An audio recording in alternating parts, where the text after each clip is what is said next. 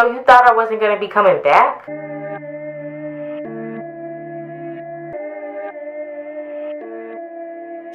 Hey, welcome back to my channel. It's your girl Sonja J. It feels good to be back. I'm excited.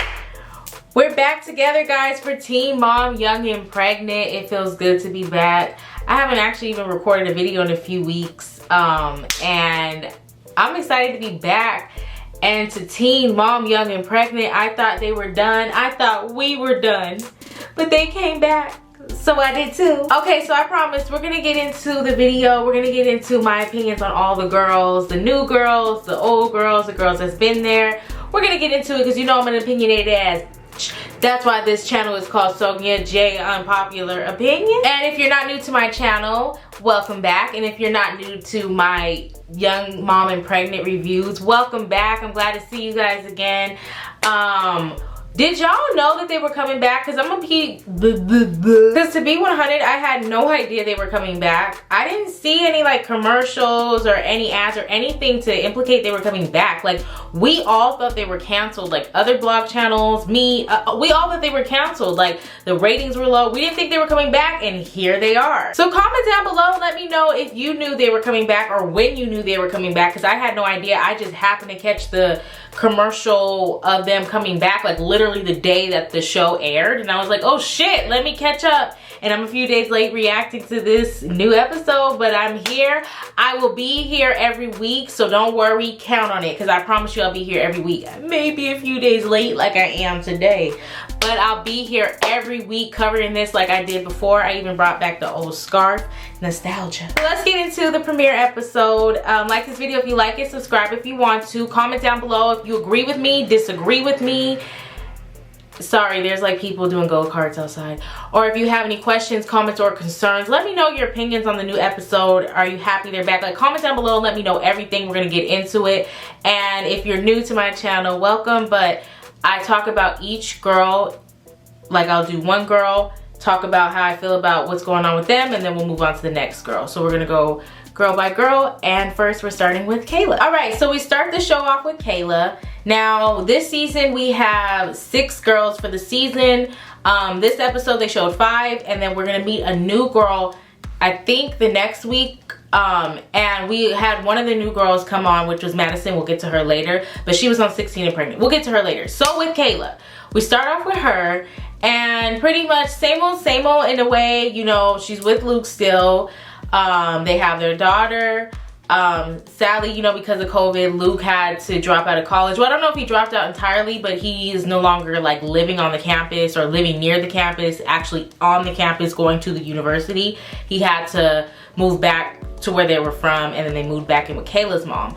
Like I said, I'm not sure if he's actually online school or not, or if he quit entirely, but they moved back in with the mom. So they're, you know, trying to deal with that, which I'm sure can be a lot. I don't, like, honestly, no shade or nothing, but like, I don't know how people who have like whole families can live with like other whole families. Like, I don't know how you guys do that. Like, I couldn't do it. Like, I just need my personal space. I don't want to have to share a room with my kids. Like, no, everybody get in their own room. That's just me. But you know, like, I understand hard times. I'm just saying, like, I just couldn't do it. I don't know how y'all do it. And then we have Stefan, you know, per usual, being the deadbeat that he is, hasn't been around to see his son. And then I guess now that him and his girlfriend broke up, now all of a sudden he's texting Kayla like, can I come see my child? And that bothers Kayla, understandably. His birthday's coming up, Isaiah's birthday's coming up, and so now Stefan is like starting to want to come around again. He's like, you know, talking to his friends again, throwing the pity party and trying to act like, you know, he doesn't know what to do and he's the victim, and Isaiah needs him and he needs Isaiah. And yeah, but at the same time, it's like you have to be consistent, and he's just not. And, you know, giving his pity party to his friends. And so pretty much Isaiah's birthday comes around, and I guess instead of coming to drop off the gift himself, he felt it would be better for his friend to do it. But then his friend, I don't know if Stefan put him up to doing this or if his friend did this on his own, but his friend takes it like a step further and waits outside and then texts Kayla and asks if she can come outside to talk to him. So she does, and basically he comes out there pretty much to like try to defend Stefan and pretty much like tell Kayla like, I don't understand why he hasn't been able to see his son like he's trying now. Like, it's like, you can tell that he wasn't trying to step on Kayla's toes because he does understand that Stefan's not perfect. But at the same time, he was trying to defend Stefan because that's his friend. And, you know, bros gotta always stick together and defend each other even if they're completely in the wrong. He pretty much, you know, tried to, in a way, defend Stefan. And Kayla was pretty much letting him know, like, he hasn't been trying to hit me up. He hasn't been doing what he's supposed to. Then Luke comes out. And he kind of sees the situation as pretty much like, I'm shutting this shit down. Like, you don't need to be talking to my girl about what's going on with Isaiah when I'm his father. Stefan hasn't been doing his job, so tell him that. And honestly, I was here for it. I agree with Luke. I don't even know why the friend was even going out his way to speak up for Stefan, because one, Stefan's a grown-ass man. He could speak for himself. Two, regardless if you feel like Stefan's in the wrong or not, that's not your place. Like, that you're not, even if you were his mother, that's still not your place. At the end of the day, the only two people that need to be concerned about the babies they make is the people who made the babies. The parent, I don't like, and that's the problem. A lot of people stick their nose in things that don't concern them, and people get confused when someone is venting to you about something and trying to like just let you know how they feel, and when they think that they actually need to butt in and give unsolicited advice and like try to talk and say things to other people that don't concern them. Like, his friend overstepped his boundaries.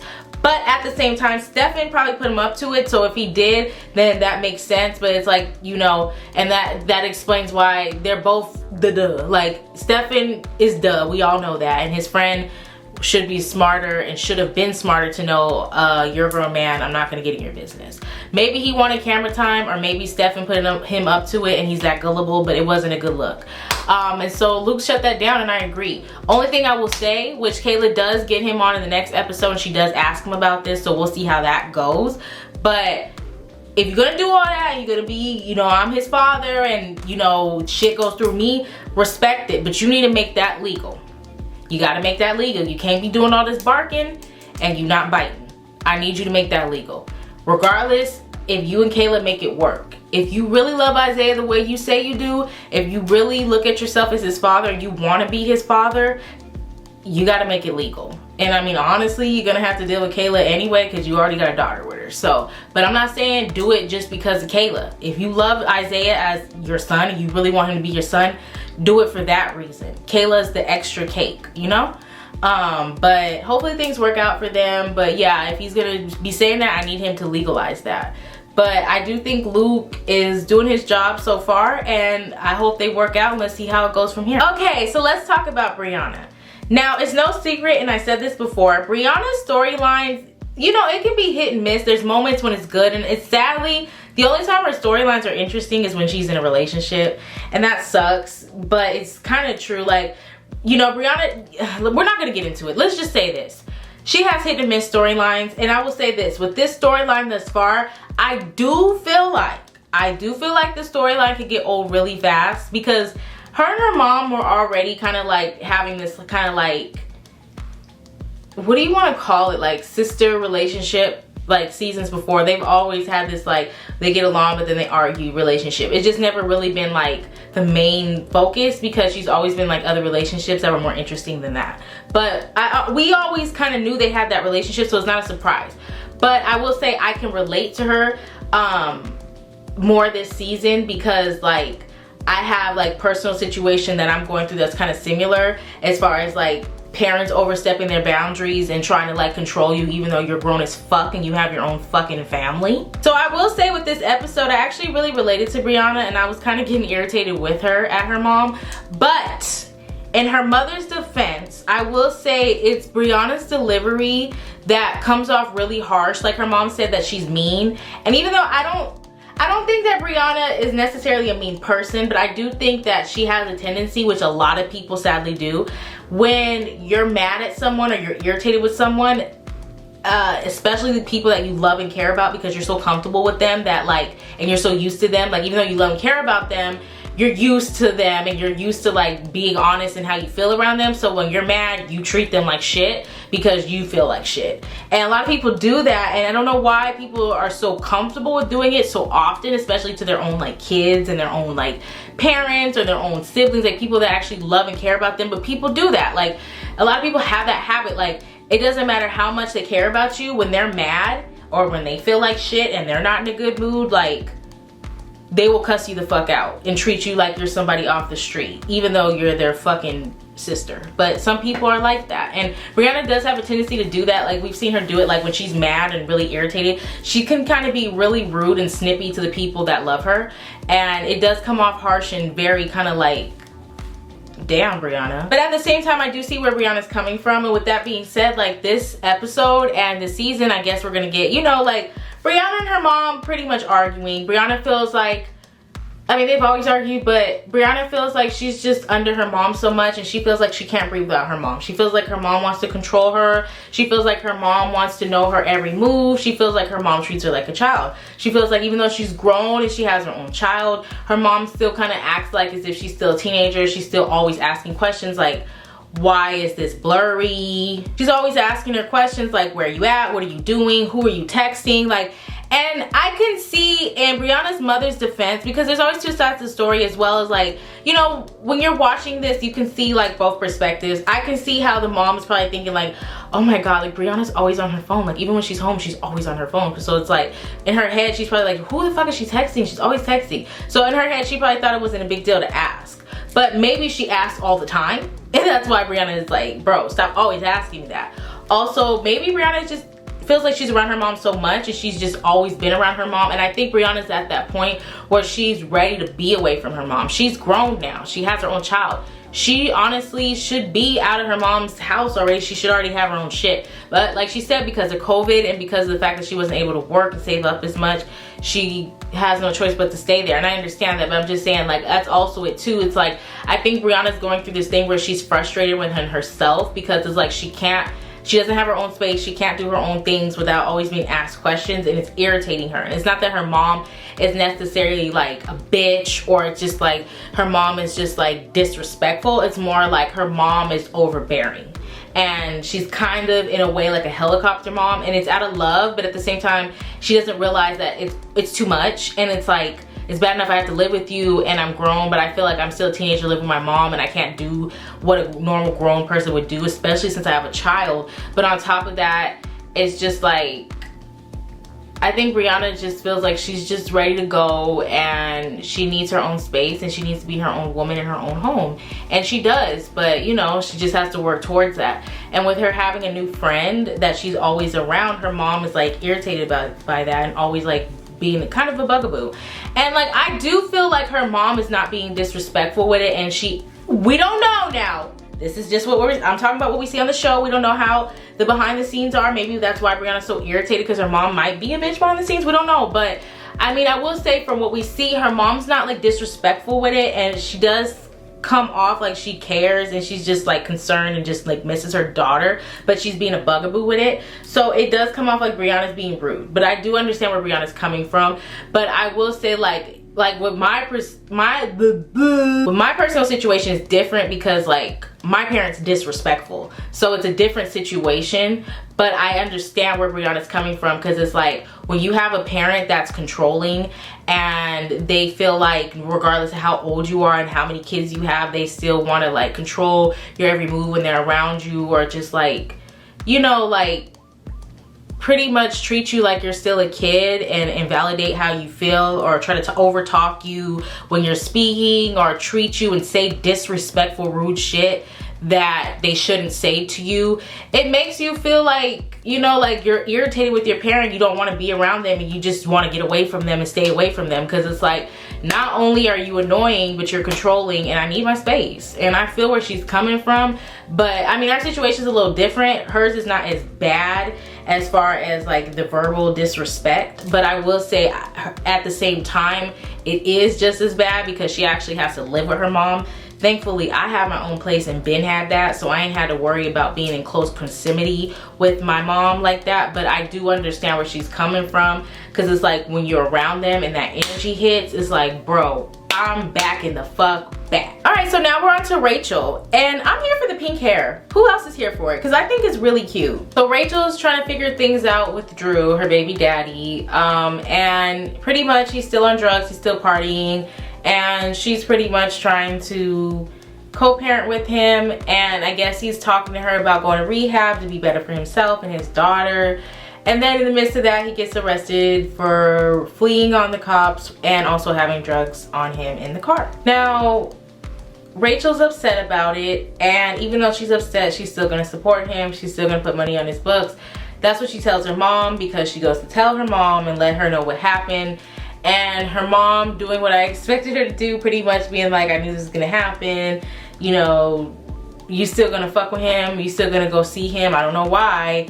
And Rachel's pretty much like, yeah, I'm gonna go see him. That's my baby daddy. I'm not gonna give up on him. He needs help and I can't abandon him. How do I expect him to get help if I'm not gonna help him, or if no one's there to help him and I need to help him because I'm his baby mama and I'm the only one he has. Pretty much, that's pretty much what she said. I'm paraphrasing.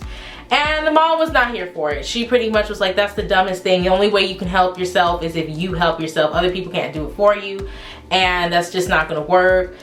And they start yelling at each other. Rachel's upset. They kind of argue, and then Rachel walks up and goes on the side. Oh, and also the mom says something like, you only need to focus on yourself and your daughter. And she was like, me and my daughter are good. Rachel says this. She was like, me and my daughter are good. We've been good. I've been taking care of us. And she was like, yeah, how are you guys taken care of? And she was like, because of me. And the mom was like, I don't remember if the mom said no because of me, or if she was just like, she just made a face. But you can kind of tell she was insinuating like, you guys are taken care of because I help you. And Rachel was pretty much like, no, I take care of me and my daughter. Now, I feel like in this argument, they both had points.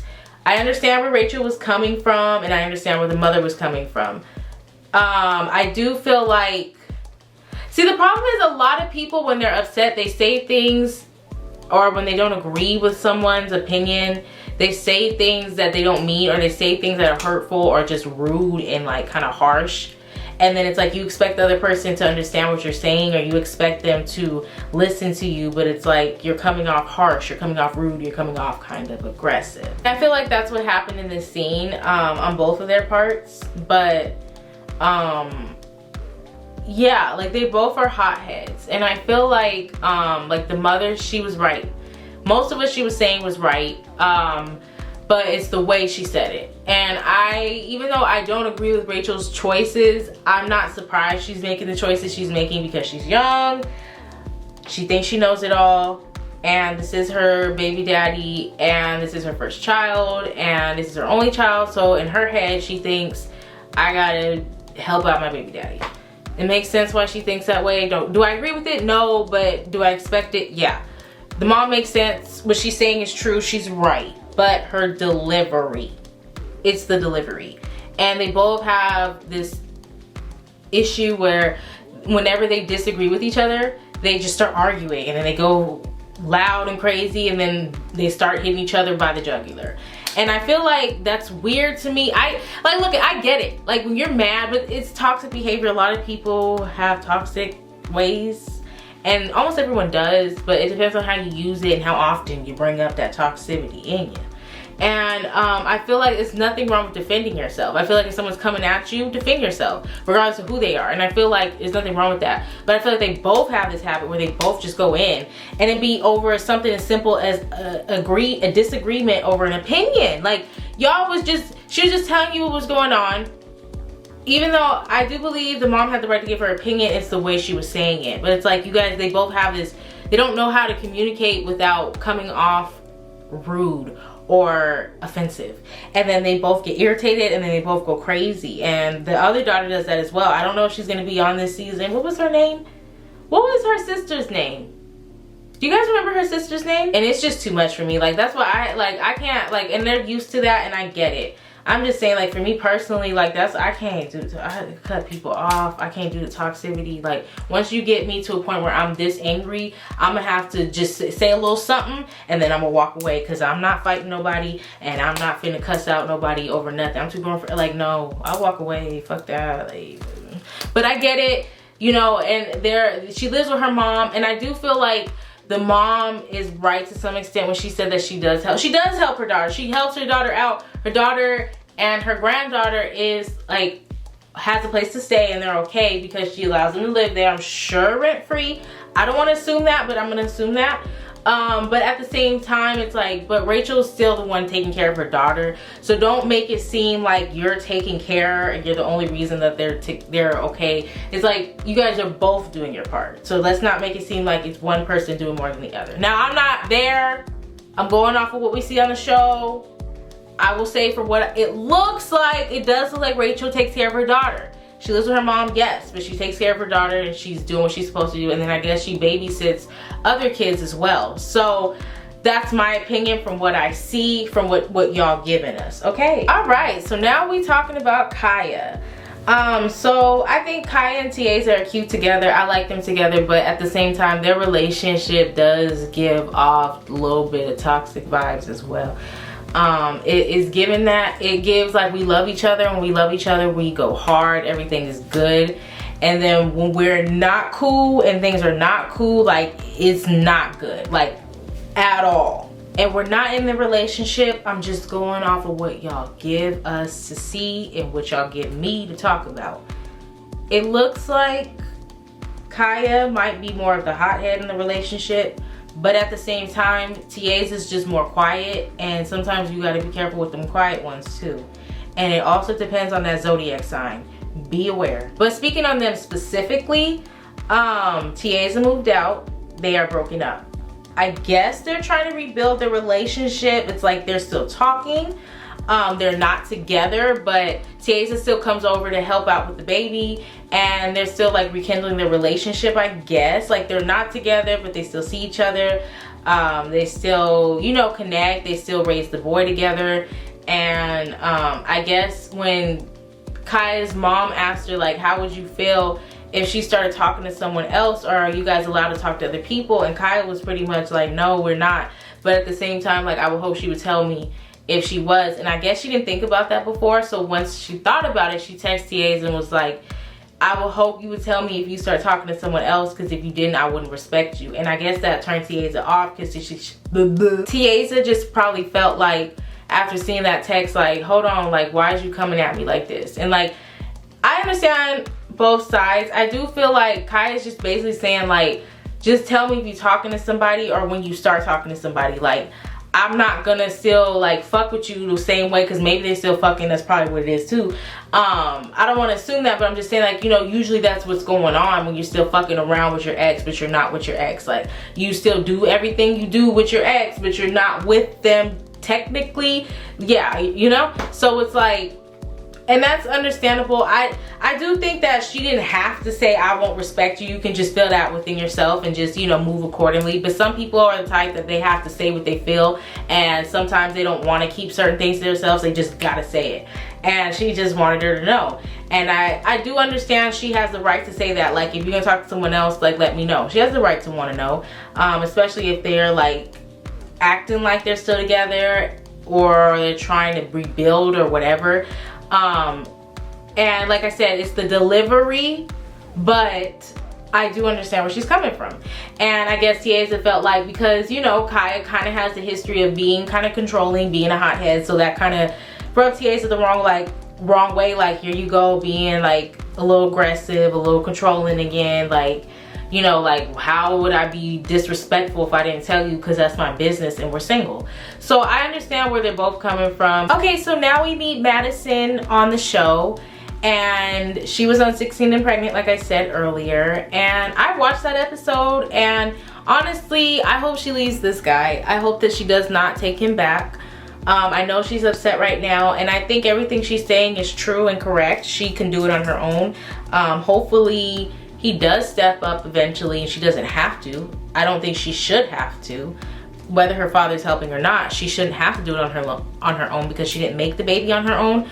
But for her mental, for her peace, for her health, if he's toxic, he constantly cheats on her, he's not even doing what he's supposed to as a father, do what you gotta do. And I hope she's serious. I hope she doesn't take him back, especially if he's cheating on her while she's pregnant. I feel like, I don't care how old we are, I don't care how young we are, I don't care what's going on, I don't care how tough it gets.